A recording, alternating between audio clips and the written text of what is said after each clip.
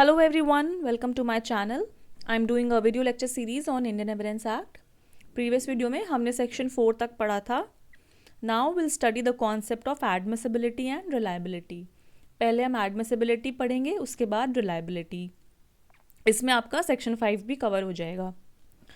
तो चलिए स्टार्ट करते हैं. अब admissibility में दो चीज़ें हैं. First is admissibility of fact and admissibility of evidence. यहाँ पे ये सब जो भी लिखा है ये आपको लेक्चर के एंड तक सब क्लियर हो जाएगा. तो चलिए पढ़ते हैं, स्टार्ट करते हैं. Admissibility of fact. Now in every case there are some main facts. हर केस में कुछ मेन फैक्ट्स होते हैं जिन्हें प्रूव करने के लिए हमें कुछ रेलेवेंट फैक्ट्स को भी प्रूव करना पड़ता है. रेलेवेंट फैक्ट्स हम पढ़ चुके हैं. अगर आपको रिवाइज करना हो प्लेलिस्ट में जाके वीडियो प्ले कर सकते हैं. सो रेलेवेंट यानी relevant under section 6 to 55 of Indian evidence act. यानी जो सराउंडिंग फैक्ट्स होते हैं. हर केस में मेन फैक्ट्स तो होते ही होते हैं और साथ में कुछ सराउंडिंग फैक्ट्स भी होते हैं जिन्हें हम रेलेवेंट फैक्ट बोलते हैं. तो जब भी कोई पार्टी किसी फैक्ट का एविडेंस देगी, कोर्ट सबसे पहले ये देखेगी कि ये फैक्ट इस केस के लिए कैसे रेलेवेंट है. How is this fact relevant to this case. क्योंकि कोर्ट उन फैक्ट के बेसिस पे कोई केस नहीं डिसाइड कर सकती है जो इरेलेवेंट है. ठीक है, court can not decide any case on the basis of irrelevant fact. तो कोर्ट उन्हीं फैक्ट्स का एविडेंस एडमिट करेगी जो रेलेवेंट है. Admission of any evidence will only be allowed if it is proved that evidence is of relevant fact. ठीक है, सिर्फ relevant fact का ही एविडेंस कोर्ट अलाउ करेगी. सो फर्स्ट आप ये फर्स्ट पॉइंट नोट कर लीजिए कि court will admit evidence of only those facts which are relevant to the case और relevant for proving the fact in issue. Fact in issue भी हम पढ़ चुके हैं. फैक्ट इन इशू यानी एक पार्टी एजर्ट करती है, दूसरी पार्टी डिनाई करती है कोई फैक्ट जो डिस्प्यूट में है. ठीक है, चलिए आगे बढ़ते हैं. Now suppose there are 3 facts. Fact 1, Fact 2 and Fact 3. Court ने इन तीनों फैक्ट का एविडेंस अलाउ कर दिया. कोर्ट ने पार्टी को बोला कि आप इन 3 फैक्ट के लिए एविडेंस दे दीजिए. So now prosecution will have to prove these 3 facts. Prosecution prove करेगी इन तीनों फैक्ट को. नाउ सपोज प्रोसिक्यूशन ये फैक्ट प्रूव कर देती है और ये फैक्ट प्रूव कर देती है.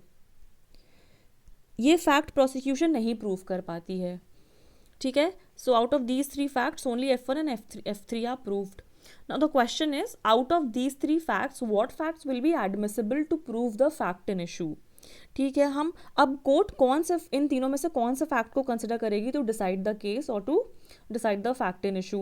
सो the answer is very simple, only those facts which are proved. जो फैक्ट प्रूव हो चुके हैं कोर्ट सिर्फ उनको ही कंसिडर करेगी. कोर्ट सिर्फ उन पे ही रिलाई करेगी to decide the case or to prove the fact in issue, यानी F1 और F3 को.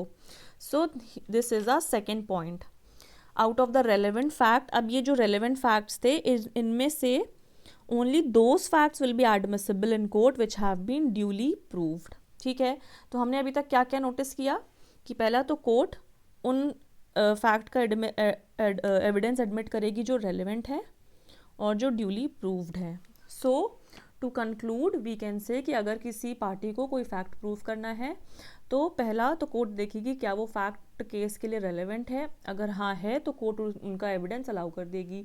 दूसरा कोर्ट ये देखेगी क्या वो फैक्ट्स ड्यूली प्रूव्ड हैं. ड्यूली प्रूव्ड हियर मतलब कि to the satisfaction of the court, कि कोर्ट उन फैक्ट्स पे रिलाई कर सके. रिलायबल होने चाहिए वो फैक्ट्स. ठीक है, कोर्ट ने उनको एग्जामिन किया एंड कोर्ट इज सैटिस्फाइड कि that fact is proved.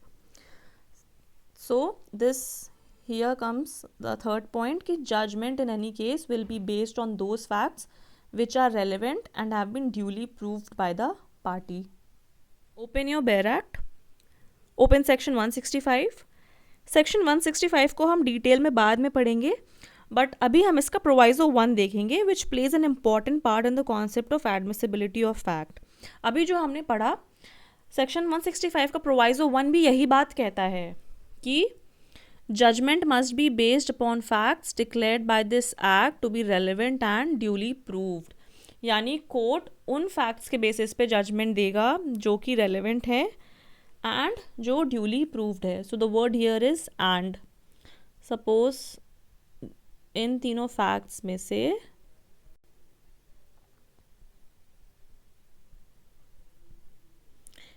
Fact 1 is relevant and fact 3 is relevant. यहाँ पे ये फैक्ट 1 प्रूव नहीं हो पाया, फैक्ट 2 प्रूव हो गया, फैक्ट 3 भी प्रूव हो गया. तो कोर्ट इनमें से कौन सा फैक्ट कंसिडर करेगी? Fact 3, because it is relevant and also duly proved. सिर्फ रेलिवेंट हो नहीं चलेगा या सिर्फ प्रूव्ड हो नहीं चलेगा, दोनों होना चाहिए. तो इस बात का आप ध्यान रखिएगा. ड्यूली प्रूव्ड का मतलब होता है कि means that the court is satisfied that the fact has been proved and court consider the evidence to be reliable. ये evidence reliable होना चाहिए. I hope आपको ये clear हो गया हो. Now next we'll do section 5. Let's start. Now open your Bayer Act. Let's read section 5. So evidence may be given of facts in issue and relevant facts. Evidence may be given in any suit or proceeding of the existence or non-existence of every fact in issue and of such other facts as are hereinafter declared to be relevant and of no others. इसका explanation भी है. This section shall not enable any person to give evidence of a fact which he is disentitled to prove by any provision of the law for the time being in force relating to civil procedure. तो section 5 is a declaratory provision. ये section ये declare कर रहा है कि किन चीज़ों का एविडेंस एडमिसिबल है. तो किसी भी सूट या प्रोसीडिंग में किन चीज़ों का एविडेंस दिया जाएगा? फैक्ट इन इशू एंड जो फैक्ट्स फैक्ट इन इशू से रिलेटेड है, यानी relevant fact, and of no other. इसको भी हम समझेंगे एंड ऑफ नो अदर का क्या मतलब है. So section 5 is an enabling provision, declaratory provision और अ परमिसिव प्रोविजन. क्या बोलता है सेक्शन 5? कि evidence is allowed only for facts in issue, relevant fact and for no other facts. And for no other facts यानी facts in issue या relevant fact के अलावा किसी भी और फैक्ट का एविडेंस नहीं दे सकते हैं. अगर कोई पार्टी किसी भी फैक्ट का एविडेंस देना चाहती है और वो एविडेंस फैक्ट इन इशू या रेलेवेंट फैक्ट को प्रूव करने के लिए नहीं है, तो कोर्ट उस एविडेंस को अलाउ नहीं करेगा. Evidence is not allowed to prove any irrelevant fact. ठीक है. अब इसी स्टेज को बोलते हैं एडमिसिबिलिटी ऑफ एविडेंस. यानी अगर कोई पार्टी कोर्ट में कुछ एविडेंस देना चाहती है तो कोर्ट का सबसे पहला क्वेश्चन होगा कि क्या वो एविडेंस अलाउड है या नहीं. Is that evidence admissible? अगर वो एविडेंस फैक्ट एंड इशू को प्रूव करने के लिए है या रेलेवेंट फैक्ट को प्रूव करने के लिए है तो yes that evidence will be allowed, वो एविडेंस एडमिसिबल होगा. अगर वो एविडेंस इररेलेवेंट फैक्ट के लिए है या कोई और ऐसा फैक्ट जो फैक्ट एंड इशू नहीं है, then that evidence will not be allowed. तो यही हो जाएगा एडमिसिबिलिटी ऑफ एविडेंस कि कौन एविडेंस, किस चीज़ का एविडेंस एडमिसिबल होगा. हमने सेक्शन 165 के प्रोवाइजो में पढ़ा था एडमिसिबिलिटी ऑफ फैक्ट, यानी उसमें क्या था कि कोई भी जजमेंट उन फैक्ट्स के बेसिस पे ही देगी जो रेलेवेंट है और जो ड्यूली प्रूव्ड है. Judgement will be based on the basis of those facts which are relevant and duly proved. तो that is admissibility of fact. And section 5 में बोलता है कि एविडेंस किन फैक्ट्स का अलाउड होगा? फैक्ट्स इन इशू और रेलेवेंट फैक्ट का. So this is admissibility of evidence. Now section 5 is a general provision. Her act में कुछ जनरल प्रोविजंस होते हैं और कुछ स्पेसिफिक प्रोविजंस होते हैं. तो जो स्पेसिफिक प्रोविजंस होते हैं that will prevail over general provision. अगर जनरल प्रोविजन या स्पेसिफिक प्रोविजन में कॉन्फ्लिक्ट है तो स्पेसिफिक प्रोविजन अप्लाई होगा and not the general provision. तो सेक्शन 5 एक जनरल प्रोविजन है, लेकिन इंडियन एविडेंस एक्ट या किसी भी और एक्ट में कुछ स्पेसिफिक प्रोविजन है जो ये क्लियरली डिक्लेयर करते हैं कि अगर कोई फैक्ट इन इशू या रेलेवेंट फैक्ट है फिर भी पार्टी उनका एविडेंस नहीं दे सकती है. So even if the fact is fact in issue और relevant fact, that party is not allowed to give evidence of those fact. और कुछ ऐसे भी प्रोविजन है जो इररेलेवेंट फैक्ट का एविडेंस भी अलाउ करते हैं. Even if the fact is irrelevant, the party is allowed to give the evidence. For example, section 25, section 26, section 121 to section 131 of Indian Evidence Act prohibit proving of certain evidence. ये provision party को prohibit करते हैं कि party कुछ facts को prove नहीं कर सकती है. जैसे सेक्शन 25 एंड 26 में क्लियरली लिखा है कि a confession made to a police officer can not be proved. Police officer के आगे कोई कन्फेशन हुआ है तो उसे प्रूव नहीं कर सकते हैं, उसे एडमिट नहीं कर सकते हैं unless it is made in the presence of a magistrate. Unless वो मैजिस्ट्रेट की प्रेजेंस में हुआ है. अगर मैजिस्ट्रेट की एब्सेंस में पुलिस ऑफिसर के आगे कोई कन्फेशन हुआ है तो दैट इज़ इनएडमिसिबल. ठीक है. वैसे ही 121 to 131 they talk about privilege communication. जैसे हस्बैंड एंड वाइफ के बीच का जो कम्युनिकेशन है वो प्रिविलेज कम्युनिकेशन होता है, और उनके बीच का कम्युनिकेशन को हम प्रूव नहीं कर सकते हैं, उनको एविडेंस में एडमिट नहीं कर सकते हैं. वैसे ही अटर्नी क्लाइंट कम्युनिकेशन, जो अटर्नी और क्लाइंट के बीच में जो बातें होती हैं वो भी प्रिविलेज कम्युनिकेशन होती हैं, उनको भी हम प्रूव नहीं कर सकते, एविडेंस में नहीं ले सकते हैं. सो ऑल्दो दीज कन्फेशन या communication they might be relevant for the case, but still उनका एविडेंस अलाउ नहीं है. Still parties are prohibited to give the evidence of such facts. ठीक है. Now section 155 of Indian evidence act relates to impeaching the credit of a witness. For example, A और B के बीच में एक suit चल रहा है. A ने अपना विटनेस बुलाया W. A ने W को बुलाया कि वो टू गिव सर्टेन एविडेंस, कि W को बोला कि कुछ फैक्ट्स को प्रूव करने के लिए उसने अपना विटनेस प्रोड्यूस किया. अब यहाँ पे B एविडेंस देता है that W has taken bribe to give this evidence. B evidence देता है कि डब्लू ने ए से ब्राइब लिया है ये एविडेंस देने के लिए, ताकि इसकी क्रेडिबिलिटी इम्पीच हो जाए, ये प्रूव हो जाए कि W is unworthy. But still this evidence is allowed under section 155. So even the evidence is not this evidence is not relevant, या ये evidence is this the fact that W ने ये ब्राइब लिया है, this is not a fact in issue in the case. But section 155 में आप उन facts का एविडेंस दे सकते हो जो विटनेस की क्रेडिबिलिटी को इम्पीच करता है, जो ये विटनेस के कैरेक्टर को क्वेश्चन करता है, जो ये प्रूव करता है कि विटनेस इज़ अनवर्दी. आप उनका एविडेंस दे सकते हो. जनरली जो विटनेस का कंडक्ट है या credit of a witness, this is not a relevant fact और fact in issue in any case. किसी केस में ये फैक्ट इन इशू तो नहीं होगा कि ये विटनेस ये अनवर्दी है या रेलिवेंट है. Still as per this section evidence is allowed, क्योंकि अगर ये प्रूव हो गया कि witness is not worthy, not trustworthy, तो एविडेंस को अफेक्ट कर सकता है. So section 155 is an exception to the phrase of no other facts. ठीक है. सो इवन दो जो सेक्शन 155 में फैक्ट्स हैं that is not relevant to the case, still उनका एविडेंस एडमिसिबल है. So section 5 is a general provision and other section, जैसे कि हमने अभी पढ़ा सेक्शन 25, 26, सेक्शन 121 to 131, ये स्पेसिफिक प्रोविजन है. So if there is a conflict between them then the specific provision will prevail. ठीक है. Let's understand explanation of section 5. एक बार एक्सप्लेनेशन फिर से रीड कर लेते हैं.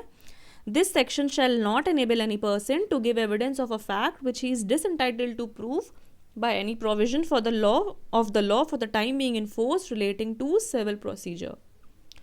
तो इसका मतलब है कि सिविल प्रोसीजर कोड में कुछ स्पेसिफिक प्रोविजंस हैं जो किसी पर्टिकुलर फैक्ट को का एविडेंस प्रोहिबिट करते हैं या रेस्ट्रिक्ट करते हैं. तो अगर सीपीसी में ऐसे कुछ प्रोहिबिशन है रिगार्डिंग एनी एविडेंस, तब आप वो एविडेंस नहीं दे सकते हो.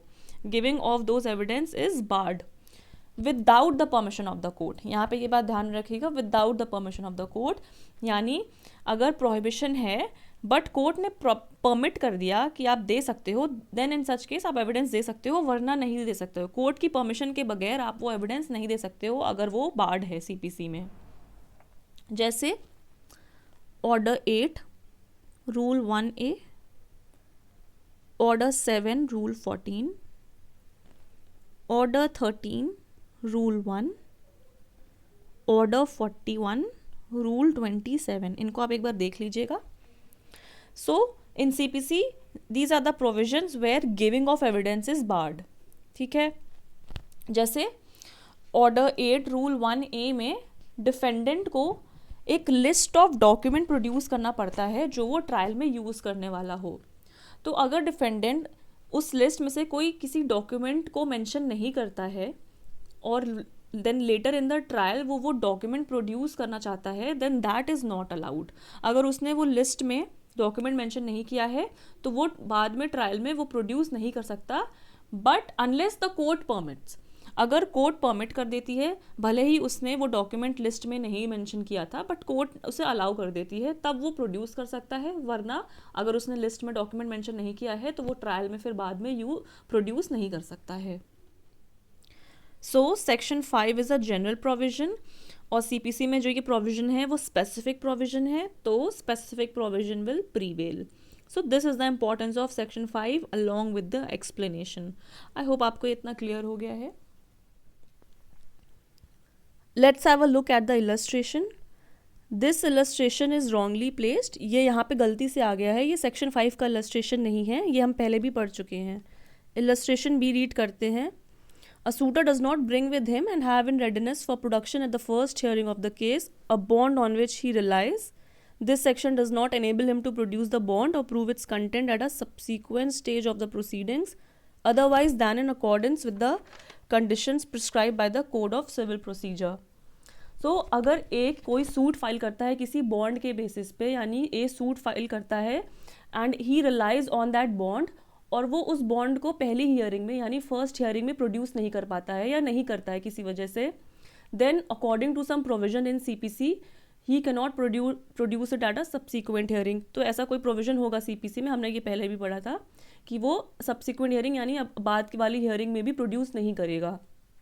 बट यहाँ पे लिखा है otherwise than in accordance with the condition prescribe by the civil procedure code, यानी अगर ये मेंशन है सीपीसी में कि या उस प्रोविजन में कि he can do so with the permission of the court, अगर ये लिखा है तो ए वो बॉन्ड प्रोड्यूस कर सकता है with the permission of the court, यानी वो सब्सिक्वेंट हियरिंग में भी वो बॉन्ड प्रोड्यूस कर देगा अगर कोर्ट की परमिशन है। So with this we are done with section 5। Now in a next video will continue with the topic of admissibility.